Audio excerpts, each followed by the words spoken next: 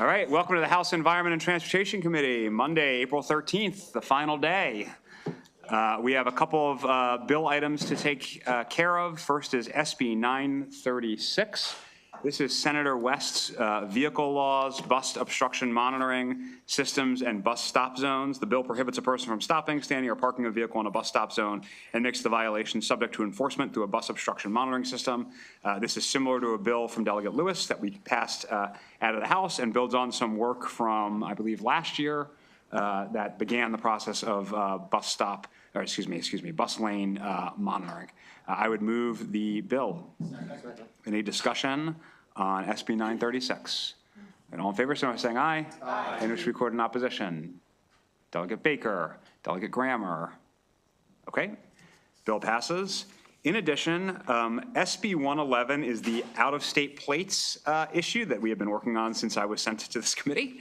The Senate has opinions, and we are trying to get a bill. And so I'm going to have a third reader amendment, if you all support it, on SB 111 that will return to the bills. This is the bill provisions authorizing out-of-state registration for trailers, which is something that I will just say personally offends me, but in the spirit of compromise, I am personally willing to accept, and apply out-of-state reciprocity authorization to all automated traffic enforcement. I'll also add the Motor Vehicle Administration supports the exception for out-of-state registration for trailers as well. So I would just ask to move the amendment, even though we've already moved the bill.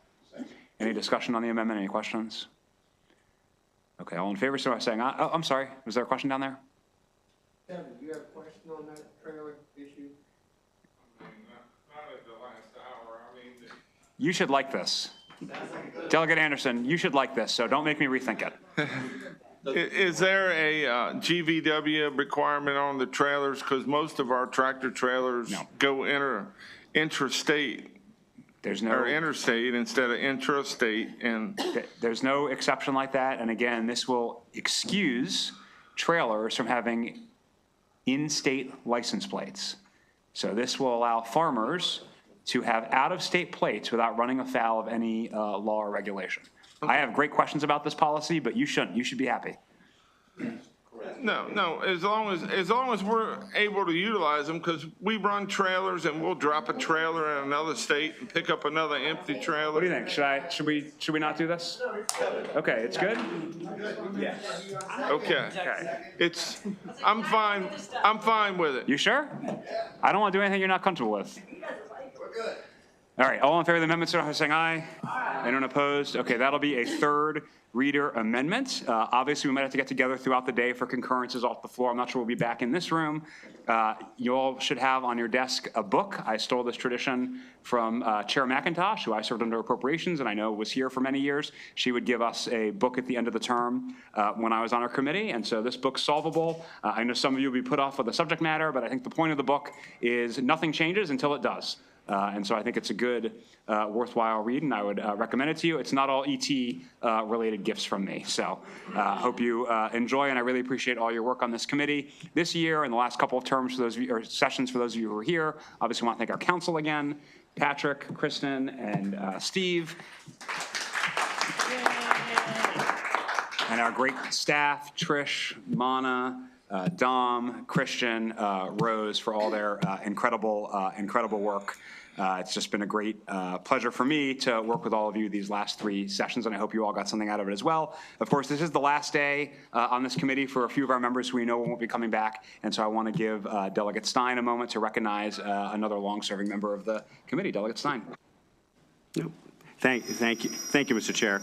And since the bells are ringing, I will be brief, but I wanted to give my tribute to Delegate Ann Healy before the clock runs out. Back 20 years ago, I quickly realized I'd be spending a lot of my time in Annapolis on my committee. And so I asked someone who would be a good role model, someone to try to emulate. And that person suggested Delegate Healy, because she's a hard worker. She's always prepared. She asks good questions and, very smart. And that person was right. And so and I have learned a lot from you over the years. Thank you for making me a better committee member.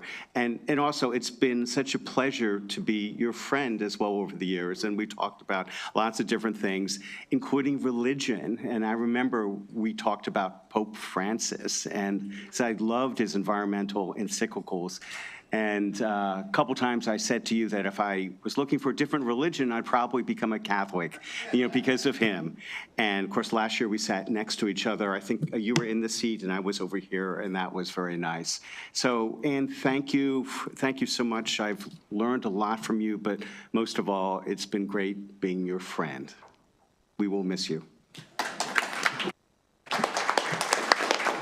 And I know we all second that. I also just want to take a moment to acknowledge one of our shorter time members, but still an important voice this year on the committee, which is, of course, Delegate Anderson, who I think personally did exactly the job he was sent here to do. I think exactly what his county central committees expected, which was for him to be a voice for rural communities and for the ag community, right up to the end there, where he thought I was trying to slip something by him on license plates on trailers. But in all seriousness, the first time you opened your mouth in this committee, it was actually to criticize something your own party was doing nationally that was adversely affecting farmers. And I think that showed that you were very committed to your mission, not an ideology, but standing up for your community and your constituents. So really appreciate the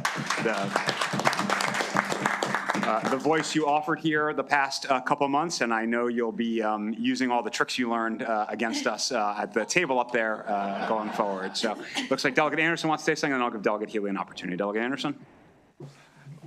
Just thank you. I mean, I've learned a lot. I've gained a lot of friends, and it's been a worthwhile experience. If things were different at home in our business, I'd love to come back. But it's just not in the cards right now. But if anybody's ever down my way and need anything, just go in any little store and ask them how to get to me. And if you ask 3 people, one of them will know. But if you need anything, call me. Thank you. Thank you, Delegate Anderson. And Delegate Healy. Oh, thank you. And thank you, everyone. When I first got here, it was a very cynical place. And I was told, people will not be your friends. They'll just use you and all this stuff. It's not true. People here have good hearts, and everybody wants to do the right thing as they see it. And I think that we have to give each other that grace. It's so wonderful to be here. I am so grateful for the friendships I have developed over the years here. And Delegate Stein, all the things you said, that you are that kind of mentor for other people as well. You have that temperament that you don't get flustered, and you stick to the issues, and you keep things moving along in the right direction. And it's wonderful if we don't take it personally, but none of us ever do that perfectly. And some of us lose our tempers from time to time, especially those of us who might be Irish. So, but I'm so grateful. And there's nothing else I can say except this. If I had known that this was going to happen when I announced that I was going to retire, I probably would have announced earlier. It's been a pleasure, and today is going to be a great day. I am looking forward to enjoying every last minute of it, and in good company. And I also want to say, if you ever need anything from me, please, I live in Hyattsville. I lived in the same house for 47 years, and I'm not moving. It's paid for. And it's right in the it's like a couple miles from the University of Maryland campus. If you have family going to the campus, if they ever need anything, tell them to call me. You've got my phone number. Everybody knows where I live. Because it was before we told not to tell anybody where we lived. I used to use my house as my district office and invite people. None of that is safe now, but there was a time when it was, and I've been here long enough that everybody knows where I live. So please come by and say hello if you're anywhere near Hyattsville. Thanks.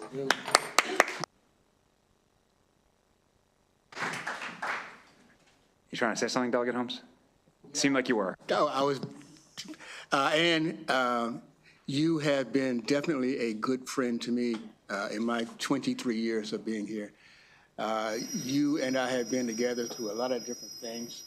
We have seen this entire place change, and we have watched it, but throughout the years, you have been the same, and I really appreciate your friendship. I really do.